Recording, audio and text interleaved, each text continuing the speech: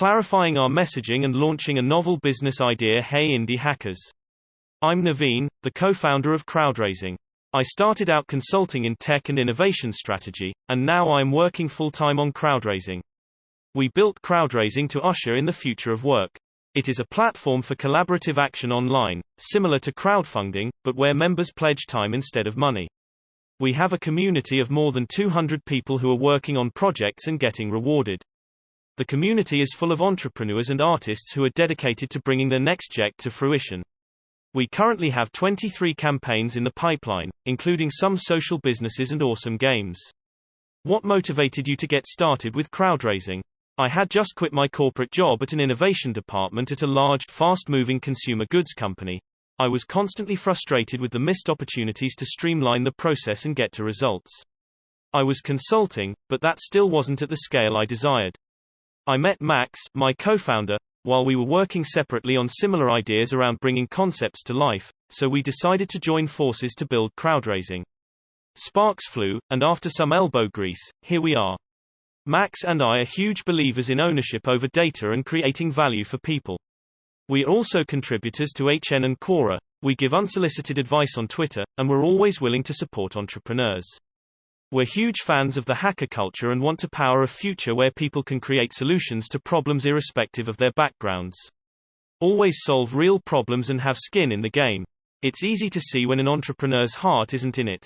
One thing we knew we had to do, and which is apparent from Indie Hackers, is work to solve a problem and validate that there are customers for this problem. So we ran a meta campaign where we reached out to the community to see if something like crowdraising was really needed. The meta campaign was our crowd-sourced, community-built alpha version of crowdraising itself. We thought to ourselves, if we are making a product that will be used by people to build as a group, we should have a group build the product. This was unnerving, as we were going to be completely open and give up so much control. We mapped out features and solutions we thought people would like, and estimated how long something like that would take to build. We shot for 1,000 hours of community build and review time, and we thought we could ask for and receive these hours in 30 days. Boy oh boy was that an experience. We worked hard and reached out to all of our contacts via an email list we'd built from our previous conversations with people about the idea. We also reached out to blogs and influencers to get people to pledge time. In the end, we ended up surpassing our goal, and the community spent 1,556 hours building crowdraising. What's your tech stack look like behind the scenes? Version 1 was built on PHP and MySQL, and as we've scaled, we've built the backend to leverage tech to make the crowd aspect of crowdraising much easier to deal with. We are looking into decentralized ledger tech very seriously for version 3, Solidity for the Ethereum platform, to help with scaling and settlements.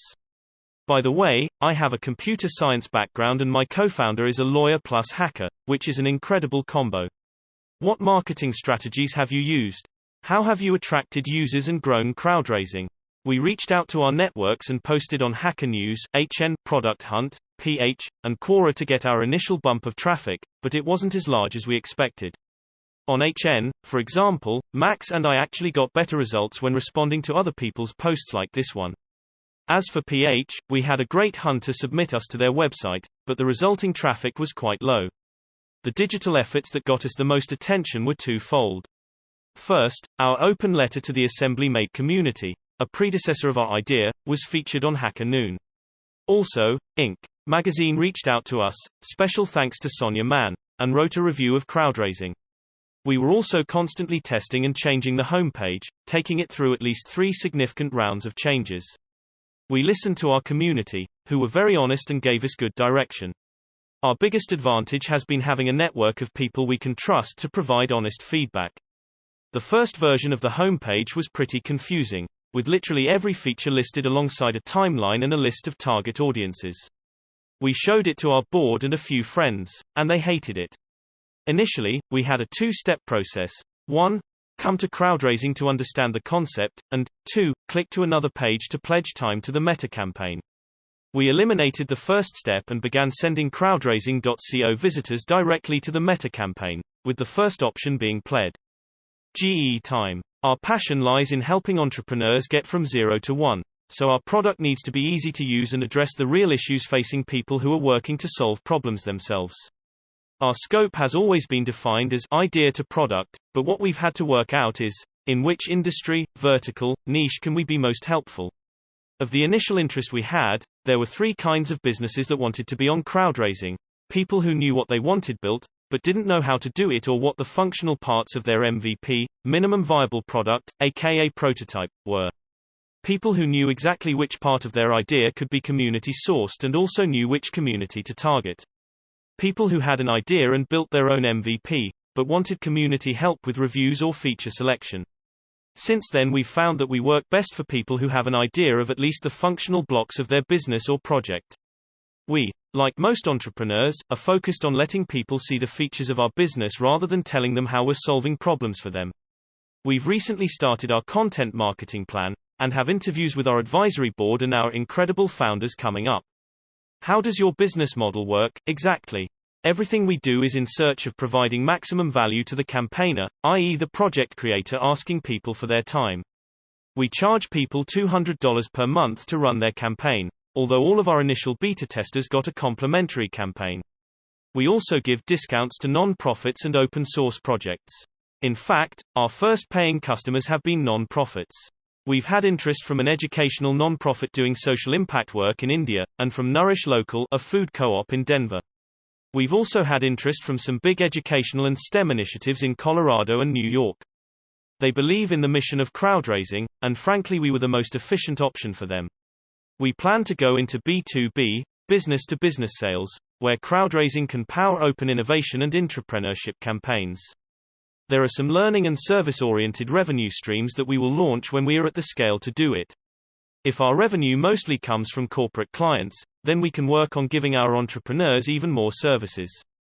We integrate with Stripe for payments, because of the easy setup and their mission to help increase the GDP of the Internet. What are your goals for the future, and how do you plan to accomplish them? We're on an accelerating path. As far as our product goes, we're working to streamline the back-end to include settlements and use some of the decentralized ledger tech to leverage scale. As far as the business goes, we are on the cusp of growing the team, working our pipeline to get some corporate clients, and solve some real problems. There is always room to be better, faster, and more efficient. In a field where we are working with rewards and intellectual property creation, some of the challenges we're solving include IP assignment at scale and compensation management. We are constantly running experiments and are hyper-aware of our moves and where we should be.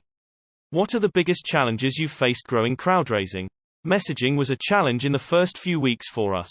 We have iterated our way out of that issue, but if we had to start over, I would have UI, UX, messaging expert on hand to get us to action quicker. More specifically, when we were first out pitching crowdraising, people defaulted to understanding our idea as either crowdfunding or a volunteer effort. I ended up doing a lot of additional talking and pitching to basically everyone I saw to see if I was explaining the idea correctly. We had to use time banks, Kickstarter, and other analogies, but phrasing things as pledge time not money hit home for a lot of people. This consolidated our marketing efforts around pledging time. We are running experiments, and there is always room to be better, faster, and more efficient up front. We are at the point where having processes matters, and building these out will create more value to our campaigners. What's been most advantageous to you on your journey so far? Our biggest advantage has been having a network of people we can trust to provide honest feedback and keeping up our momentum during the initial periods. Our wonderful advisors who've helped us think through issues and solve problems creatively are definitely an asset. Personally, I am a conscious media consumer. I've learned more from the Discovery Channel, Twitter, and some online sources, shout out to Indie Hackers, the Breaking Smart newsletter, and the A16Z podcasts, than from my formal education. Timing is very important when starting a business. Our signs to go full speed ahead have been A. The decentralization of tech and the social acceptance around it, and B. The rise and fall of the hype around gig sharing economy. What's your advice for indie hackers who are just starting out? I recommend a few books: The Sovereign Individual, Only the Paranoid Survive, The Hard Thing About Hard Things, High Output Management, Nicholas Nassim Taleb's writings, Michael Porter's books, most of the decentralization white papers. I could go on and on. The indie hackers community is well versed in iteration and creating value early, so that is not something I would like to bring up here. What I do want to underscore is audacity. There can be a negative connotation to solving tiny problems and having side hustles, so one thing I always tell people I meet is always solve real problems and have skin in the game. It's easy to see when an entrepreneur's heart isn't in it. It's easy to ride a wave, but make sure you are riding and not coasting. Where can we go to learn more? Please go to www.crowdraising.co to learn more and contribute to projects that you like. You can reach out to us on Twitter at crowdrasing_co.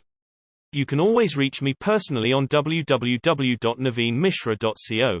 And I am happy to help people starting out in business or to help you think through strategy. I am on Twitter, at @erstruli_mishra, as well. The Indie Hackers community is very special to us, and I would love to answer any questions. Naveen Mishra, creator of Crowdraising. Want to build your own business like Crowdraising? You should join the Indie Hackers community. Hugging face, we're a few thousand founders helping each other build profitable businesses and side projects. Come share what you're working on and get feedback from your peers. Not ready to get started on your product yet? No problem. The community is a great place to meet people, learn, and get your feet wet. Feel free to just browse. Courtland Allen, Indie Hackers founder. Disclaimer. I wanted to record Indie Hacker interviews so that I would be able to listen to them as I drive or work out. I do not own this content, so please support the Indie Hacker community by reading the original interview via the link in the description. And if you're interested in joining an incredible community of entrepreneurs working to build online businesses, I can't recommend checking out indiehackers.com enough.